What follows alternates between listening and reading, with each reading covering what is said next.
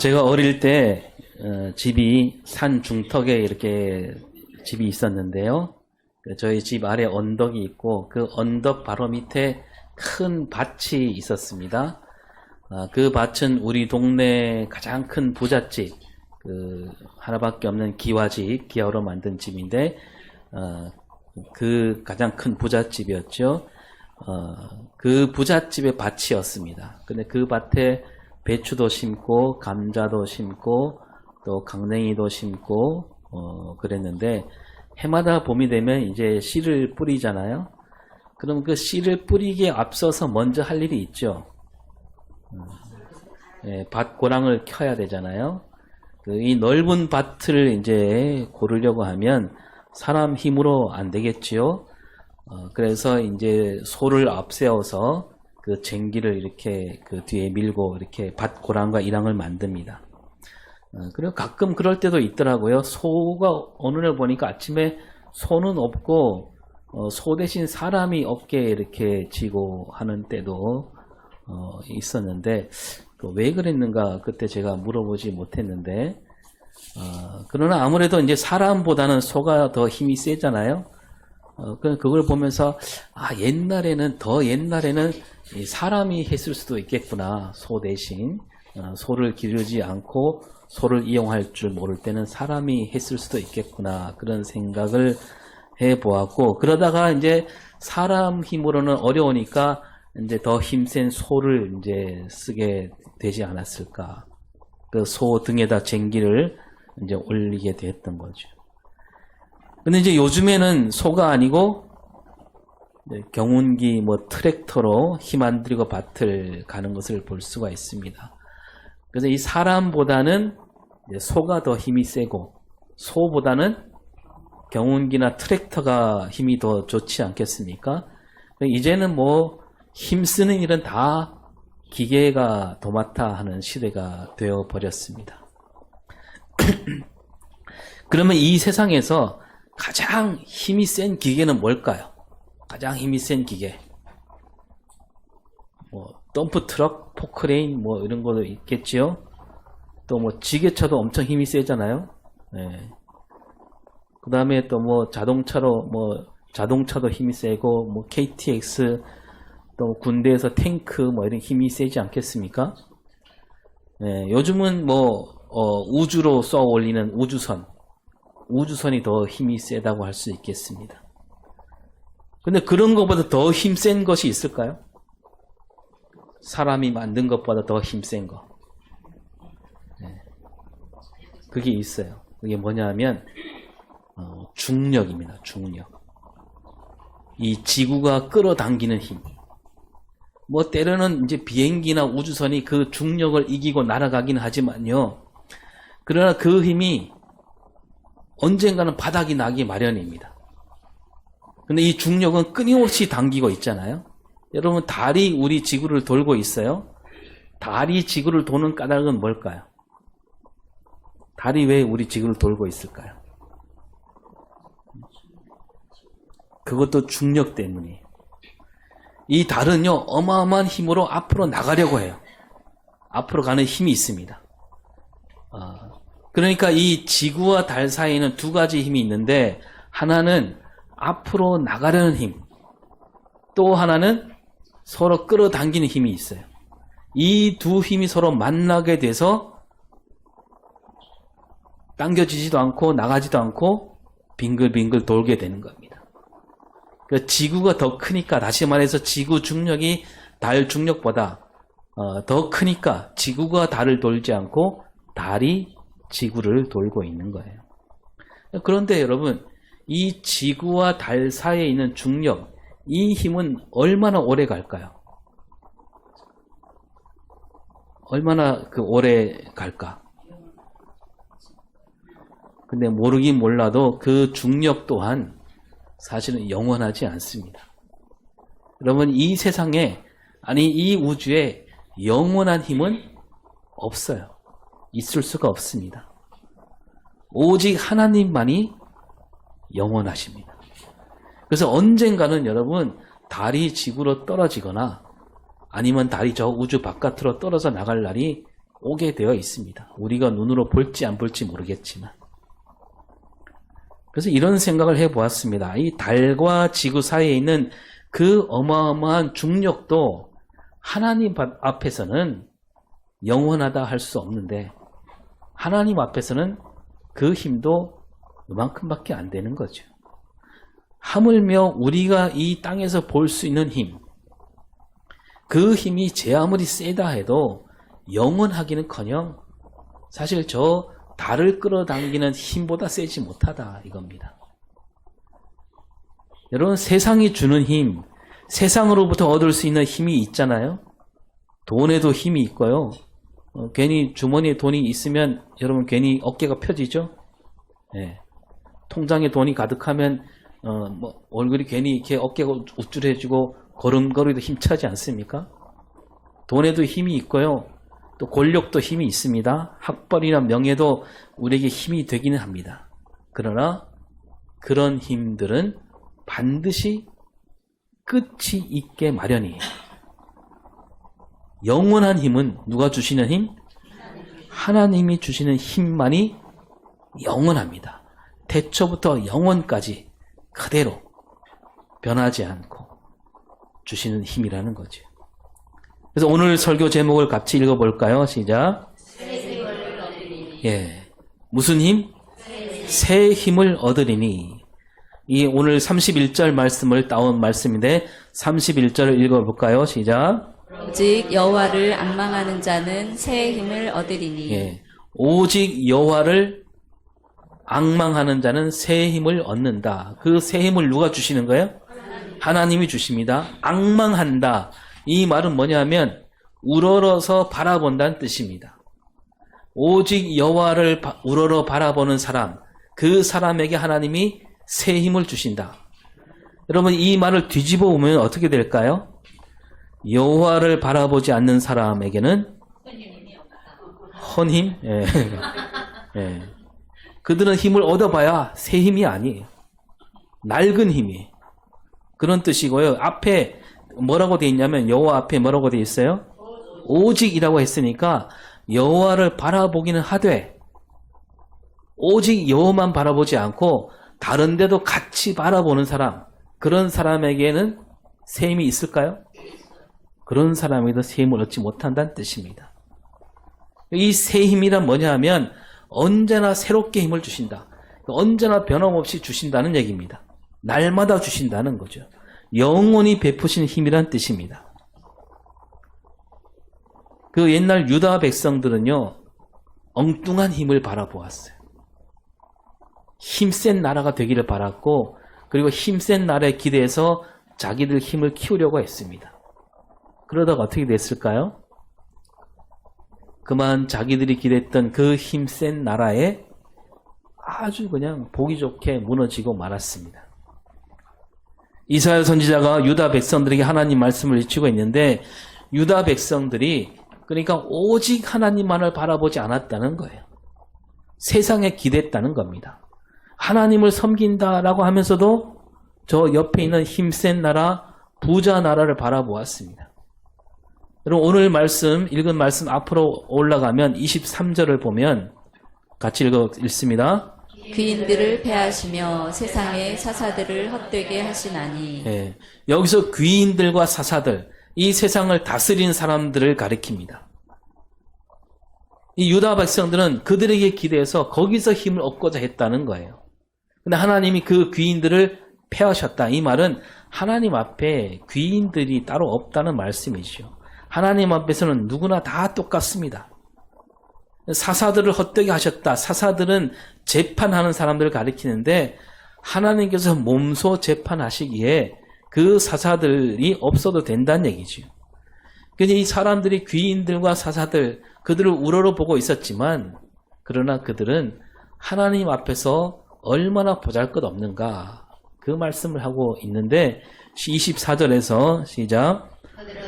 겨우 숨기고 겨우 뿌려졌으며 그 줄기가 겨우 땅에 뿌리를 박자 곧 하나님이 입김을 부시니 그들은 말라 회오리 바람에 불려가는 초계 같도다. 그러니까 유다 백성들은 하나님을 섬기면서도 귀인들이나 사사들, 그러니까 세상 뛰어난 옆에 큰 나라 왕들, 거기에 이제 자기들을 맡기고 있었던 거죠. 근데 하나님 앞에서는 그들 오래가지 못한다는 얘기예요. 그들은 마치 뭐와 같아요? 겨우 심겨서 뿌려진 풀과 같다. 뿌리 내리기조차 어려운 땅에 서 있는 그런 풀과 같다는 거죠.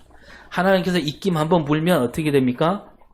말라 비틀어지고 그 말라버린 풀들은 바람에 날아가 버리게 된다는 거죠. 그런 마른 풀과 같은 이들이 바로 그 귀인들과 사사들이다. 그런데 이 유다 백성들은 그러한 귀인들과 사사들에게 기대고 살았다는 겁니다. 하나님이 오래전부터 말씀하셨어요. 세상을 기대지 말고 하나님만을 기대라고, 오직 하나님만을 바라보라고 하셨습니다. 근데 유다 백성들은 그 말씀을 듣지 않았어요. 들으려 하지 않았습니다. 어리석은 백성이었죠. 왜 그랬을까요? 하나님이 눈에 보이지 않으니까. 그들은 눈에 보이지 않으니까 하나님께 온전히 맡기지 못하는 거예요. 뭔가 눈에 보여야 된다는 거예요. 그래서 옛날부터 그랬잖아요. 모세가 시내산에 올라갔을 때 유다 백성들이 모세가 안 내려오니까 어떻게 했어요? 눈에 보이는 송아지를 만들었던 겁니다. 그게 하나님이래요. 그 뒤에도 그런 버릇을 고치지 못한 거죠.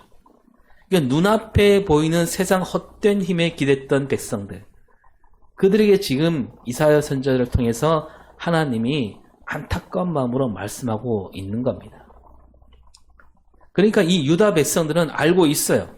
하나님께서 우리에게 힘을 주신다. 살아갈 힘을 주시고 어려움을 이길 힘도 주신다. 이걸 알고 있어요. 모르는 사람들이 아닙니다. 또 그런 역사를 갖고 있습니다. 그런데 뭐냐면 그것만으로는 모자란다 이거예요. 당장 눈에 보이지 않으니까 그것만으로는 마음을 놓을 수 없는 겁니다. 먼 거 화끈하게 눈에 보이는 힘, 그걸 바라고 있었던 겁니다. 여러분, 유다 백성들만 그럴까요? 오늘 우리도 가만히 보면 그렇게 되기가 쉬워요. 우리가 입으로는 하나님을 섬긴다, 하나님을 바라본다, 믿는다라고 하지만 우리는 나도 모르게 어느새 나도 모르는 사이에 눈에 보이는 세상 영광에 마음을 빼앗기가 쉬운 그런 삶을 살아가고 있는 거예요. 유다 백성들 보고 어리석구나 그렇게 말할 게 아니라는 겁니다. 오늘 우리도 그렇게 살 여지가 얼마든지 있다는 거죠. 이 세상 헛된 권세에 기댔던 유다 백성들에게 하나님이 말씀하시는데 25절에서 시작. 하신 이가 이르시되 그런즉 너희가 나를 누구에게 비교하여 나를 그와 동등하게 하겠느냐 하시니라.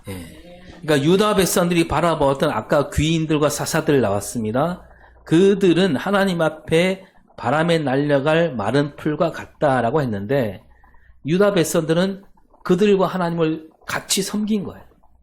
그래서 하나님이 말씀하시기를 어떻게 그들과 나를 비길 수 있느냐?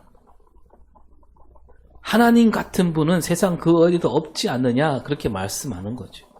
다시 말씀드리면 유다 백성들이 이방신이나 우상을 섬긴 까닭은 하나님을 전혀 몰랐기 때문에 여호와 하나님이란 분이 계시다는 것을 미처 몰랐기 때문이 아니었습니다.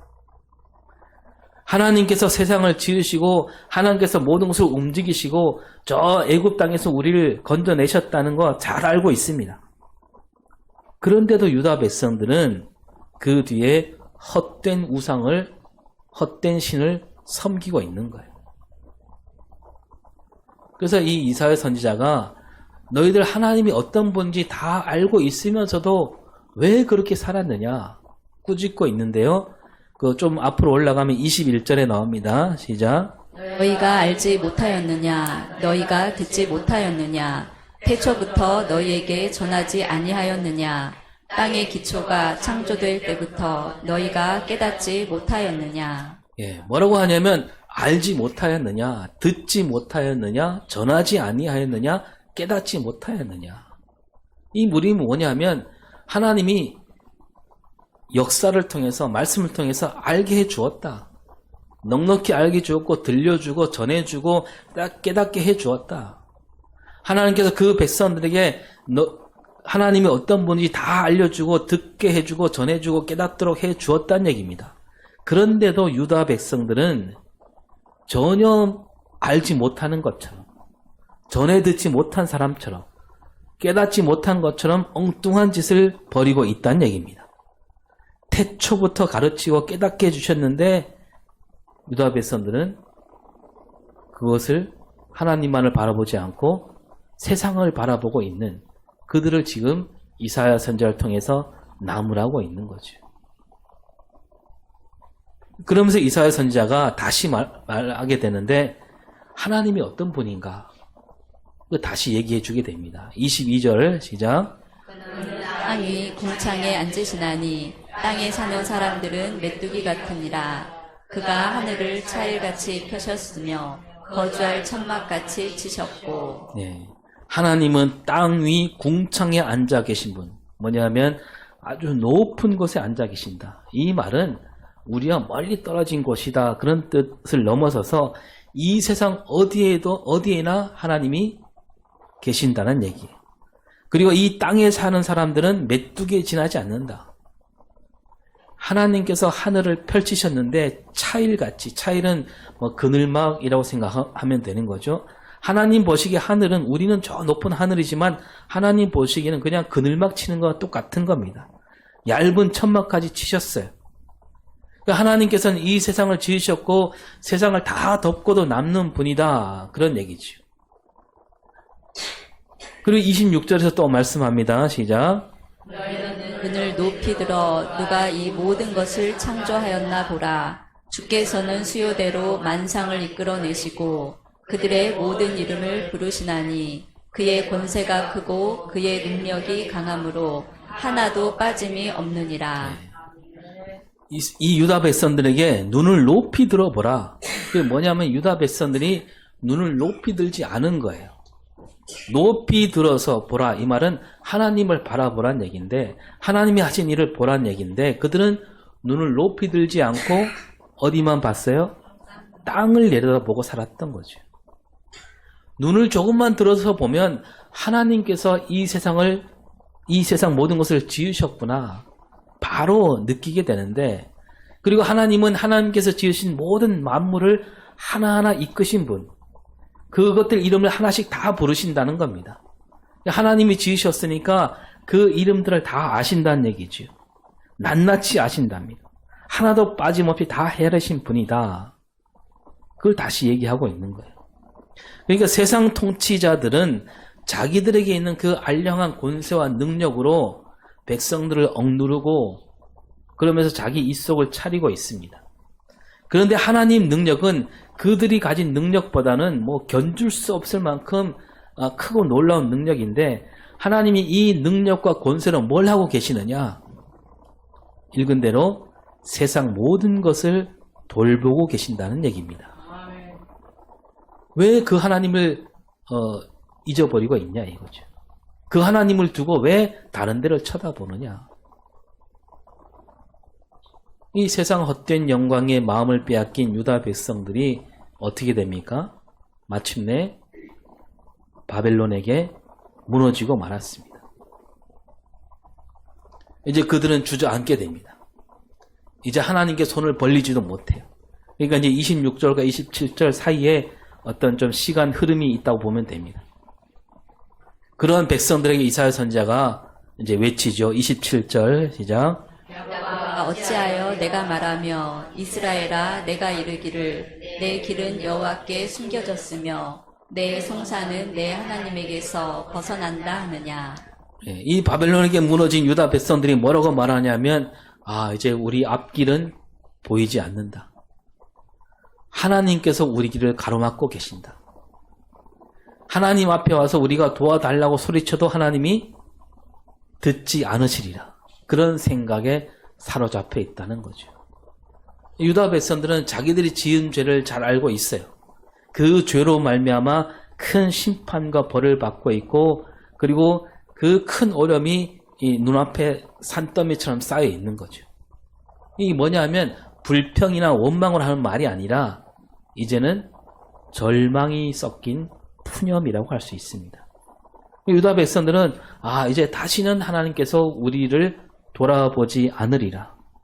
우리는 이제 버림받았구나. 이런 백성들에게 이사야 선지자가 외치기를 어찌하여 그렇게 주저앉아 울부짖고 있느냐 묻고 있습니다.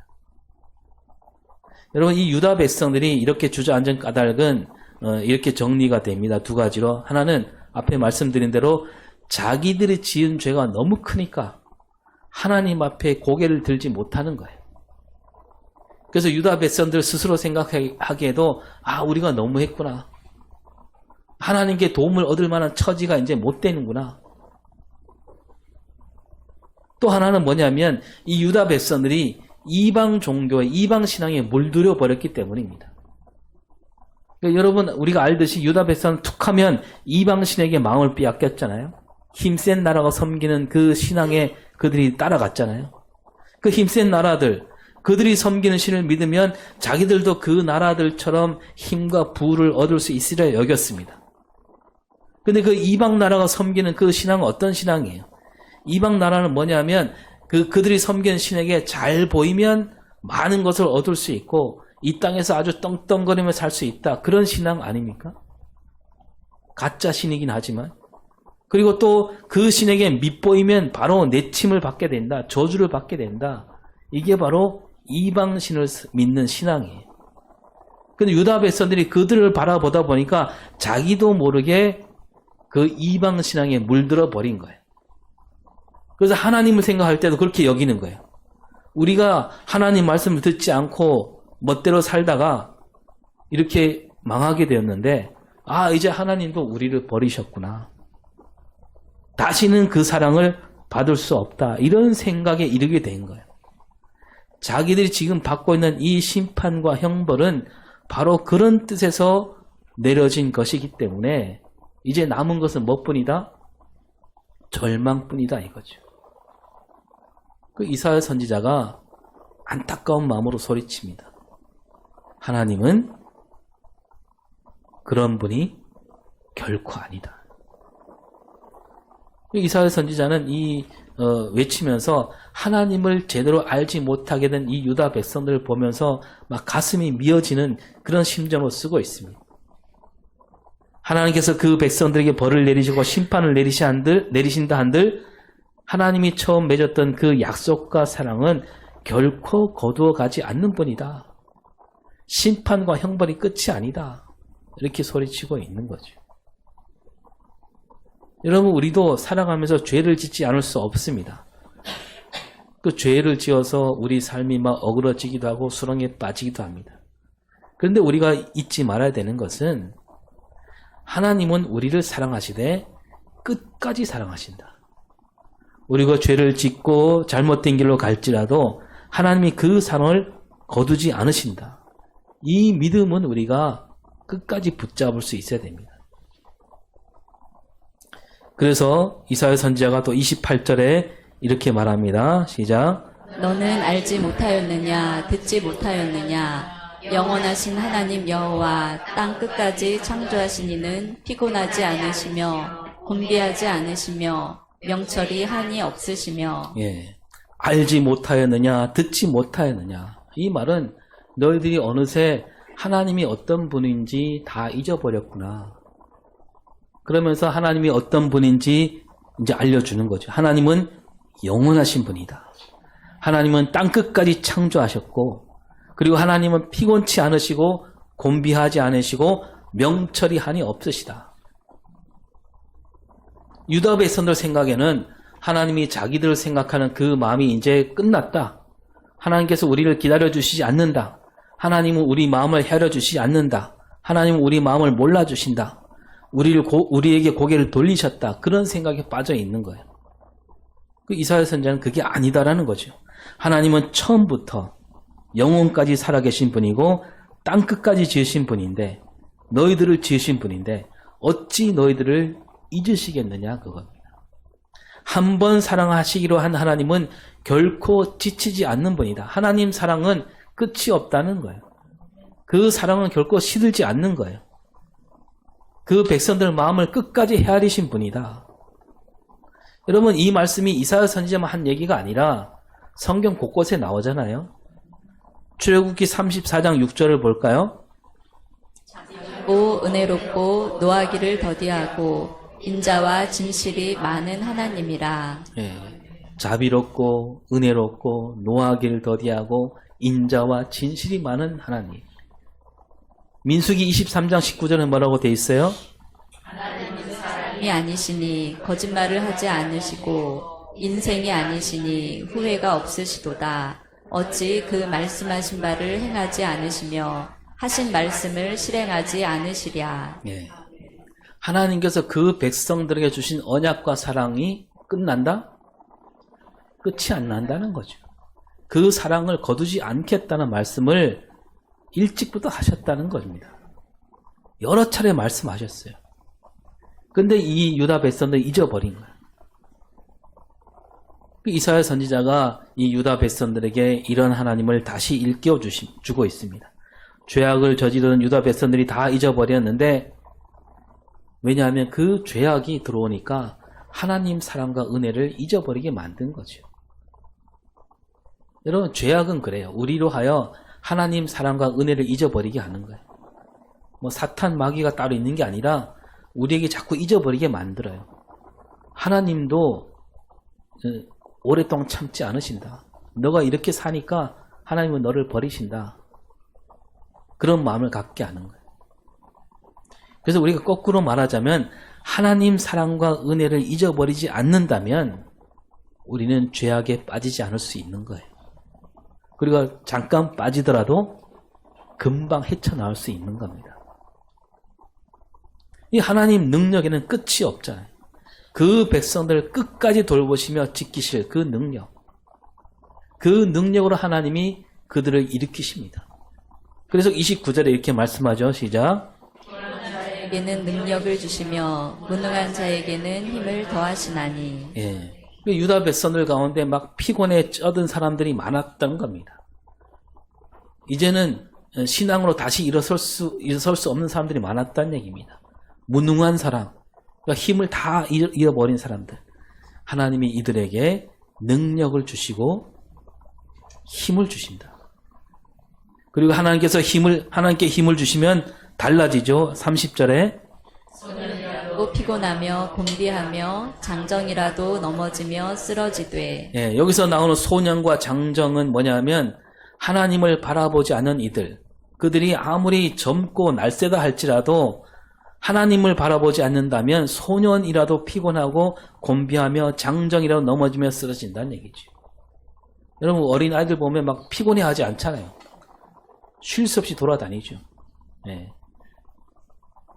이 소년이나 장정은 젊고 힘이 넘치는 이들이에요. 근데 아무리 젊고 힘이 넘친다 할지라도 하나님을 바라보지 않는다면 그 앞에는 힘겨운 삶이 기다리고 마침내 쓰러질 수밖에 없다는 얘기죠.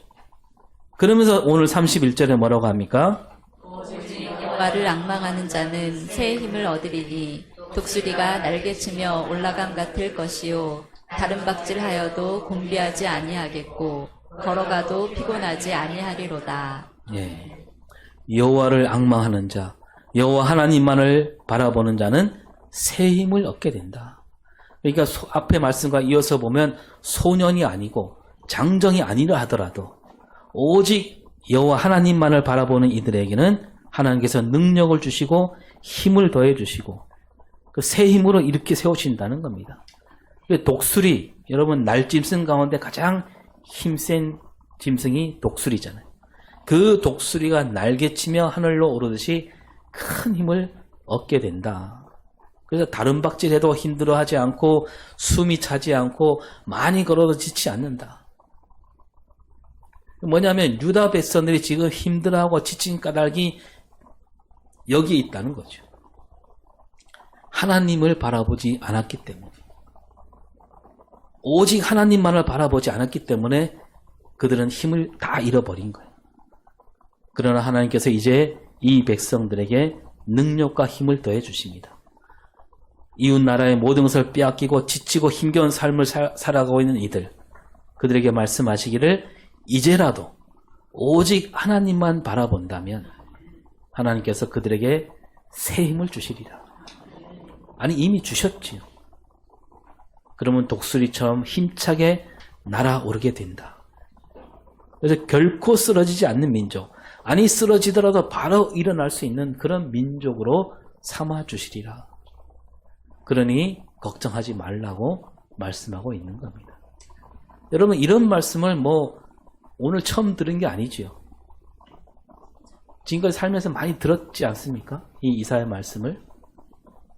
여러분 지금 그 하나님이 주시는 새 힘으로 여러분 살아가고 있나요?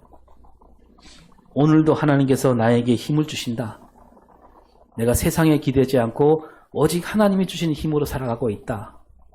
그렇게 살고 있습니까? 저는 이제 그렇습니다. 언젠가 말씀드리도 했는데요. 제가 강원도 고향에서 고등학교까지 마치고 이제 바로 대학은 못 갔는데 거기에 얽힌 이야기도 많지요. 하여튼 제가 가게 되는 서울 광나루에 있는 장로의 신학대학교 기독교 교육과에 들어갔습니다. 학교에 들어가게 되면 이제 학교에서 먼저 이제 신입생을 맞이해 주잖아요. 학교에서 그 학교 생활을 어떻게 되는가 또 너희들을 가르치는 교수님이 누군가 알려줍니다. 그리고 끝나고 나면 또 곧이어서 다른 날을 잡아서 학교가 아니고 총학생회에서 신입생 환영을 또 해주잖아요. 그죠? 네. 근데 여기서 그치지 않아요? 또 날을 따로 잡아서 제가 이제 기독교 교육과니까 기독교 교육과 학생회에서 신입생을 맞이해줘요. 왜냐면 보통 다른 학교들도 신입생 맞이를 이렇게 어느 정도 3차례 정도는 해줍니다. 근데 우리 학교는 달랐어요. 이제 다 끝났나 싶었는데 그 다음 주에 보니까 4학년 선배들이 우리를 불러요. 1학년을 불러요. 언제 어느 날 어느 강의실로 와라. 갔더니 이제 한 명씩 이렇게 한 사람씩 나는 누구다 어디서 왔고 이렇게 소개를 하게 합니다. 그들이 선배님들도 한 사람씩 일어나서 이렇게 생글생글 웃으면서 자기 이름을 얘기하고 그리고 한 사람씩 짝지 않게 합니다. 말하자면 짝선배다 이거죠. 그래서 그 자리에 앉아서 서로 마주보며 이야기를 나누죠. 그 이야기를 마치면서 어떻게 하냐면 그 후배를 한 사람씩 데리고 나가요. 네. 나가서 저녁을 사주는 거죠. 밥을 먹으면서 이렇게 말합니다. 앞으로 적어도 한 달 동안은 학교에서 나를 만나기만 하면 반드시 달려와라. 그날 점심은 내가 책임진다. 그러는 거예요. 정말 기분이 좋았습니다. 그러니까 신입생인데 이 학교의 주인공이 된 것 같은 그런 느낌. 그런데 그게 끝이 아니었어요. 그 다음 주가 되니까요. 3학년 선배들이 불러요. 네. 그 똑같이 우리를 맞아줍니다. 그리고 그 다음 주에는 2학년 선배들이 불러요. 그게 뭐냐면 이 한 달 내내 환영회가 있었던 거죠. 한 달이 넘도록.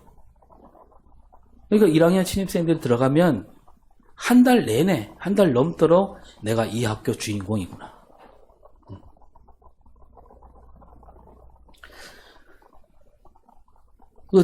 저는 정말 그런 대접을 받는 게 난생 처음이었습니다.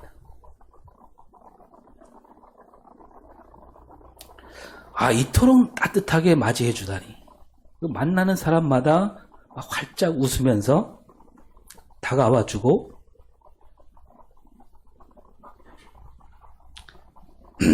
예, 그냥 지나가지 않고 얘기를 들어주고 밥을 사주고.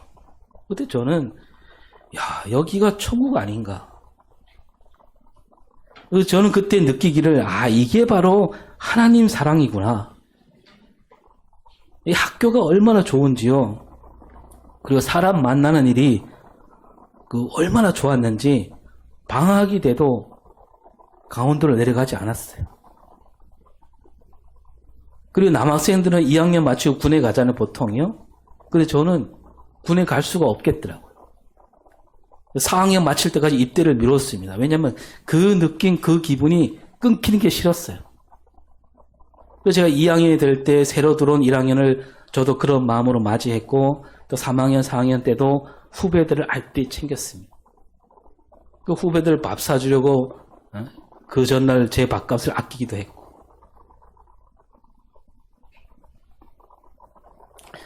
저는 그 선배님들이 우리에게 보여준 관심과 사랑 그것이 하나님 사랑이라고 저는 굳게 믿었습니다. 그래서 어려울 때마다 힘겨운 일이 있을 때마다 저는 그걸 기억하면서 이겨낼 수 있었죠. 제가 학교에 들어간 지 올해로 36년이 지났는데요. 저는 아직도 그때를 떠올리면서 그 사랑에 힘입어 지내고 있습니다. 여러분 살다 보면 힘든 일이 있잖아요. 근데 그 가운데 가장 힘든 일이 뭐냐면 이 가까이 지낸 사람들에게 느끼는 실망. 나와 똑같은 마음인 줄 알았는데 그렇지 않은 걸 볼 때. 자기 앞가림 앞에서는 차갑게 돌아서는 그런 일. 저는 그때 가장 힘든데 그때마다 저를 버티게 하고 견디게 하는 힘. 그게 바로 그때 신입생 때 받은 그 따뜻한 사랑. 그 사랑이 저에게는 지금도 큰 힘이 되고 있습니다. 다시 말씀드리지만 그때 그 사랑은 곧 하나님 사랑이고 그 힘은 하나님께서 주시는 힘이라고 저는 그렇게 믿고 있습니다. 그 힘이 저를 날마다 세워주고요. 앞으로도 저를 이끌어 주리라. 저는 그렇게 믿고 있습니다. 여러분 우리 삶이 그렇게 만만하지 않습니다. 우리 앞에 참으로 힘겨운 일들이 넘쳤고 또 기다리고 있습니다. 사람이 가진 힘으로는 견딜 수 없는 것들이 많지요. 그래서 아무리 젊고 힘이 세다 해도 사람이 가진 힘으로는 견뎌낼 수 없는, 이겨낼 수 없는 일들이 늘 우리 눈앞에 있습니다. 세상을 바라보는, 세상에 기대는 사람들은 그런 어려움을 이겨낼 힘이 없는 거죠. 세상에선 그런 힘을 얻을 수 없습니다. 세상이 주는 힘은 결코 새 힘이 아니에요. 그 힘은 결코 영원하지 않습니다. 오직 하나님을 바라볼 때 하나님은 새 힘과 능력을 주십니다. 그리고 그 힘과 능력은 영원하고요. 오늘도 우리가 오직 하나님만을 바라볼 수 있기를 바랍니다. 세상 영광이 아무리 그럴싸하게 보일지라도 하나님만을 바라볼 수 있기를 바랍니다. 그래서 하나님이 주시는 새 힘으로 이 세상을 이기며 나아가는 우리 삶과 신앙이 될 수 있기를 바랍니다. 기도하겠습니다. 하나님, 오늘 우리가 말씀을 들은 대로 오직 하나님만을 바라보는 우리 삶이 되게 하여 주시옵소서. 세상이 주는 헛된 영광, 그 힘에 기대지 않도록 도와주시옵시고 하나님이 주신 능력과 새 힘으로 이 세상을 이기며 나아가게 하여 주시옵소서. 감사드리며 예수님 이름으로 기도합니다.